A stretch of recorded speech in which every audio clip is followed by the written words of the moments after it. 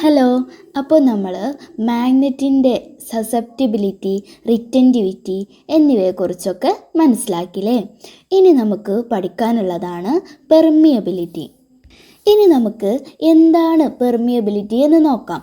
അതിനായിട്ട് നമ്മൾ രണ്ട് മാഗ്നറ്റ് കൺസിഡർ ചെയ്യണം.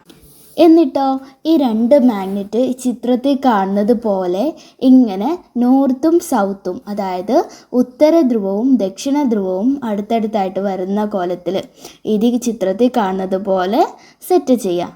എന്നിട്ടോ ഒരു വലിയ ഇരുമ്പ് നട്ട് എടുത്തിട്ട് ഈ ചിത്രത്തിൽ കാണുന്നത് പോലെ രണ്ട് മാഗ്നറ്റിൻ്റെ സെൻറ്ററിലായിട്ട് നമ്മൾ സെറ്റ് ചെയ്യാം.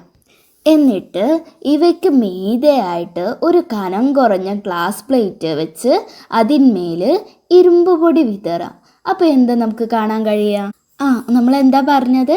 ഒരു നോർത്തും സൗത്തും, അതായത് രണ്ട് കാന്തങ്ങൾ നോർത്തും സൗത്തും, ഉത്തര ധ്രുവവും ദക്ഷിണ ധ്രുവവും അടുത്തടുത്തായിട്ട് വരുന്ന കോലത്തിൽ ഒരു രണ്ട് മാഗ്നറ്റിനെ സെറ്റ് ചെയ്യുക. എന്നിട്ട് അതിൻ്റെ സെൻറ്ററിലായിട്ട് ഒരു ലാർജ് അയൺ നട്ട് വെക്കുക.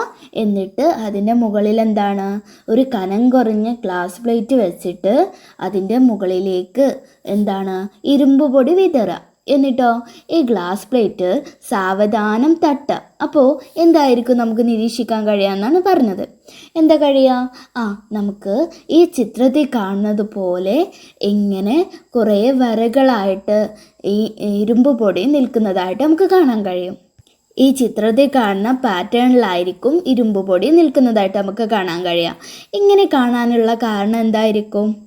ഈ പച്ചിരുമ്പിന്, അതായത് സോഫ്റ്റ് അയണിന് വായുവിനെ അപേക്ഷിച്ച് കാന്തിക ഫ്ലക്സിനെ ഉള്ളിലേക്ക് പ്രസരിപ്പിക്കാനുള്ള ശേഷി കൂടുതലാണ്.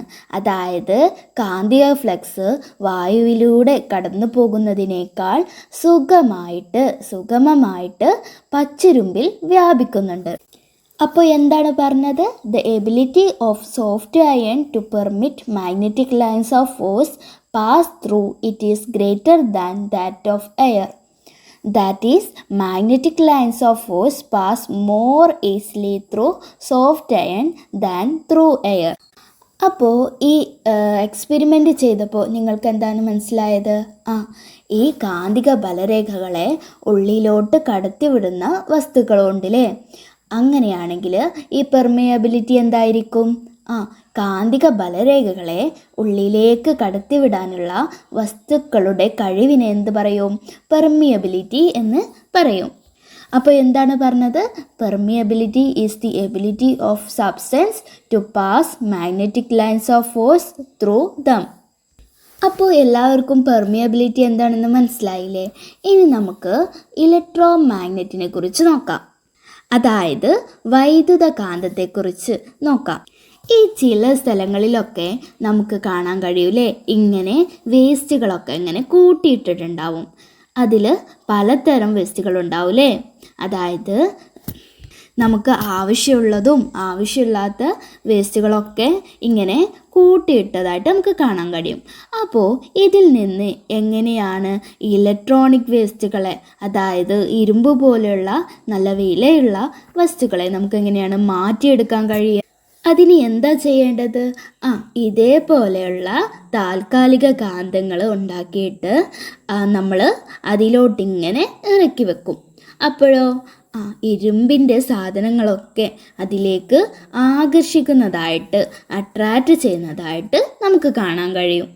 അപ്പോൾ ഇങ്ങനെ ഒരു താൽക്കാലിക കാന്തങ്ങൾ ഈ വേസ്റ്റിലേക്ക് ഇറക്കി വെക്കുമ്പോൾ എന്താണ്, താഴെയുള്ള ഇലക്ട്രോണിക് വസ്തുക്കളൊക്കെ, അതായത് താഴെയുള്ള ഇരുമ്പിൻ്റെ വസ്തുക്കളും ഒക്കെ ഈ കാന്തത്തിലേക്ക് ആകർഷിച്ച് വരുന്നതായിട്ട് നമുക്ക് കാണാൻ കഴിയും. അട്രാക്റ്റ് ചെയ്യുന്നതായിട്ട്, ഒട്ടിപ്പിടിക്കുന്നതായിട്ട് നമുക്ക് കാണാൻ കഴിയും. അങ്ങനെ ഈ വേസ്റ്റിൽ നിന്ന് നമുക്ക് ഈ ഇലക്ട്രോണിക് വേസ്റ്റുകളെ, ഇരുമ്പ് പോലുള്ള ഇലക്ട്രോണിക് വേസ്റ്റുകളെ നമുക്ക് സെപ്പറേറ്റ് ചെയ്യാൻ കഴിയും. അങ്ങനെയാണെങ്കിൽ ഇതേപോലെയുള്ള താൽക്കാലിക കാന്തങ്ങൾ, അതായത് ഇലക്ട്രോ മാഗ്നറ്റുകൾ, വൈദ്യുത കാന്തങ്ങൾ നമുക്കുണ്ടാക്കാൻ കഴിയുമോ? നമുക്കും താൽക്കാലിക കാന്തങ്ങൾ ഉണ്ടാക്കാൻ കഴിയും. അതിങ്ങനെ വലിയ സാധനങ്ങളൊന്നും വേണ്ട ഉണ്ടാക്കാൻ. നമുക്കും ഈസി ആയിട്ട് അതുണ്ടാക്കാൻ കഴിയും. ഇതിന് വെറും കോപ്പർ വയറും പിന്നെയോ ഒരു ആണിയും മതി. ഒരു കോപ്പർ വയറും ആണിയും ഉണ്ടെങ്കിൽ നമുക്കും ടെമ്പററി മാഗ്നറ്റ്, അതായത് ഒരു താൽക്കാലിക മാഗ്നറ്റ് ഉണ്ടാക്കാൻ കഴിയും. ഇതെങ്ങനെ ഉണ്ടാക്കാം? ഇനി നമുക്ക് ഇതെങ്ങനെയാണ് ഉണ്ടാക്കുന്നതെന്ന് നോക്കാം. ഒരു ആണിയുമായിട്ട് ഈ കോപ്പർ വയർ ഇങ്ങനെ ചുറ്റിയെടുക്കുക, അതായത് ഒരു ചെമ്പ് കമ്പി ഇങ്ങനെ ചുറ്റിയെടുക്കുക. എന്നിട്ടോ ഈ ചെമ്പ് കമ്പിയുടെ ഒരു അറ്റം ഒരു സെല്ലിൻ്റെ ഒരു അറ്റത്തും പിന്നെയോ മറ്റേ അറ്റം, അതായത് ഈ ചെമ്പ് കമ്പിയുടെ ഈ കോപ്പർ വയറിൻ്റെ മറ്റേ അറ്റം ഈ സെല്ലിൻ്റെ ഈ അറ്റത്തും ഇങ്ങനെ ചുറ്റണം. എന്നിട്ട് ഈ ആണി ഒരു മാഗ്നറ്റായിട്ട് പ്രവർത്തിക്കുന്നതായിട്ട് നമുക്ക് കാണാൻ കഴിയും. ഇങ്ങനെയാണ് ഒരു ടെമ്പററി മാഗ്നറ്റ് ഉണ്ടാക്കുന്നത്, അതായത് ഒരു വൈദ്യുത കാന്തം ഇങ്ങനെയാണ് ഉണ്ടാക്കുന്നത്. ഇനി ഈ കാന്തം, നമ്മളുണ്ടാക്കിയ ഈ ടെമ്പററി മാഗ്നറ്റ് ഇത് മാഗ്നറ്റ് ആയിനോ എന്നെങ്ങനെയാണ് നമുക്ക് മനസ്സിലാക്കാൻ കഴിയുക? ഈ ആണിയുടെ അടുത്തേക്ക് എന്തെങ്കിലും, അതായത് മാഗ്നറ്റിക് മെറ്റീരിയൽസ് ആയിട്ടുള്ള ഏതെങ്കിലും കാന്തിക വസ്തുക്കളായിട്ടുള്ള ഏതെങ്കിലും വസ്തുക്കൾ, അതായത് പിന്നോ മുട്ടുസൂചിയോ എന്തെങ്കിലും വസ്തുക്കൾ ഈ കാന്തത്തിൻ്റെ കാന്തമായിട്ടുള്ള ആണിയുടെ അടുത്തേക്ക് കൊണ്ടുവന്നാൽ എന്താണ് ആകർഷിക്കുന്നതായിട്ട്, അട്രാക്റ്റ് ചെയ്യുന്നതായിട്ട് നമുക്ക് കാണാൻ കഴിയും. അപ്പോൾ ഇതിൽ നിന്ന് എന്ത് മനസ്സിലായി? ഒരു പച്ചിരുമ്പും സെല്ലും ഒരു ആണിയും ഉണ്ടെങ്കിൽ എന്താണ് നമുക്കും ഒരു വൈദ്യുത കാന്തം ഇലക്ട്രോ മാഗ്നറ്റ് ഉണ്ടാക്കാൻ കഴിയും. അപ്പോൾ എന്തുകൊണ്ടാണ് ഈ മാഗ്നറ്റിൽ, അതായത് ഈ ആണിയിൽ ഇങ്ങനെ മുട്ടുസൂചിയും പിന്നൊക്കെ അട്രാക്റ്റ് ചെയ്യാൻ കാരണം, ഒട്ടിപ്പിടിക്കാൻ കാരണം എന്തായിരിക്കും? ഈ ചെമ്പ് കമ്പി, അതായത് ഈ കോപ്പർ വയർ സെല്ലുമായിട്ടാണല്ലേ കണക്ട് ചെയ്തിട്ടുള്ളത്. അപ്പോഴോ സെല്ലുമായിട്ട് കണക്ട് ചെയ്താൽ എന്താണ്, അവിടെ ചെമ്പ് കമ്പിയിലൂടെ എന്താണ് കറണ്ട് പാസ് ചെയ്യുന്നുണ്ട്, കറണ്ട് ഒഴുകുന്നുണ്ട്. ഈ കറണ്ട് ഒഴുകുന്ന സമയത്ത് എന്താവും? ഈ ആണി മാഗ്നറ്റായിട്ട് മാറുന്നുണ്ട്. അതുകൊണ്ടാണ് നമ്മൾ അതിൻ്റെ അടുത്തേക്ക് മുട്ടുസൂചിയോ പിന്നോ എന്തെങ്കിലും മാഗ്നറ്റിക് മെറ്റീരിയൽസ് ആയിട്ടുള്ള കാന്തിക വസ്തുക്കളായിട്ടുള്ള എന്തെങ്കിലും കൊണ്ടുവന്നാൽ ആണിയുമായിട്ട് ആകർഷിക്കുന്നത്. അപ്പോൾ നമ്മൾ എങ്ങനെയാണ് താൽക്കാലിക കാന്തങ്ങൾ ഉണ്ടാക്കുന്നതെന്ന് മനസ്സിലാക്കില്ലേ? ടെമ്പററി മാഗ്നറ്റ്സ് എങ്ങനെയാണ് ഉണ്ടാക്കുന്നതെന്ന് മനസ്സിലാക്കി. ഇനി നമുക്ക് അതിൻ്റെ സർക്യൂട്ട് ഒന്ന് നോക്കാം.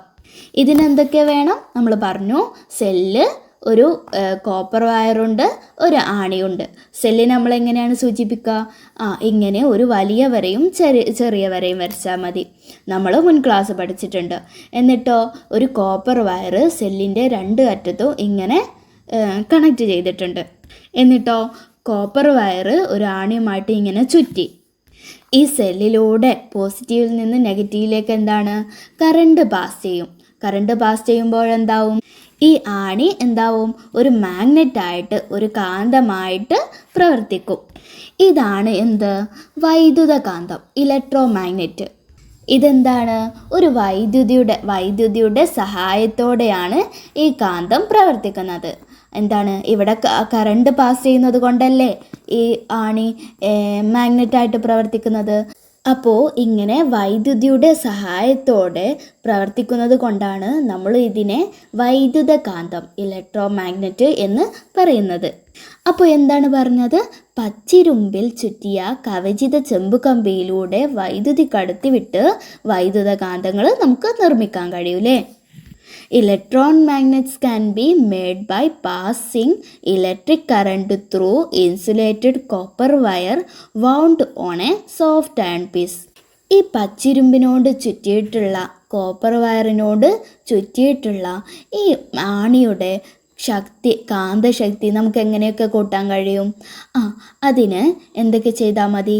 ഈ കമ്പിച്ചുരുളുകളുടെ എണ്ണം കൂട്ടിയാൽ മതി. പിന്നെയോ വൈദ്യുതിയുടെ അളവ് കൂട്ടിയാൽ മതി. അതായത് സെല്ലുകൾ 2 എണ്ണമൊക്കെ വെച്ചാൽ മതി. പിന്നെയോ ഈ കാന്തശക്തി എന്തിനെ ഡിപ്പെൻഡ് ചെയ്തിട്ടുണ്ട്? കമ്പിച്ചുരുളിനകത്തുള്ള പച്ചിരുമ്പിൻ്റെ ഛേദതല വിസ്തീർണം എന്നിവയൊക്കെ ആശ്രയിച്ചിരിക്കുന്നുണ്ട്. അപ്പോൾ എന്താണ് പറഞ്ഞത്? ഈ ഇലക്ട്രോ മാഗ്നറ്റ്സിൻ്റെ സ്ട്രെങ്ത് എന്തിനൊക്കെ ഡിപ്പെൻഡ് ചെയ്തിട്ടുണ്ട്?